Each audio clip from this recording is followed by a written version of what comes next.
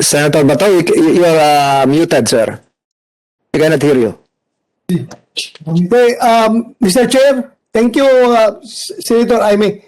Follow up ko lang yung sinabi ni Majority Leader na mahihirapan ka daw sa plenary.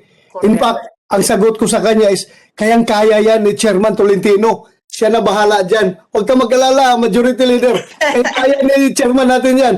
Master na master niya itong issue na ito. Kaya, rest assured, kaya niya i-defend yan sa plenary.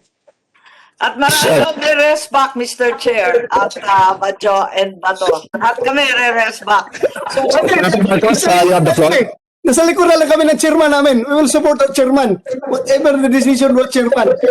Sa likod tayo. Thank you, Senator De La Rosa. Senator Marcos, you have the floor. yes, thank you very much.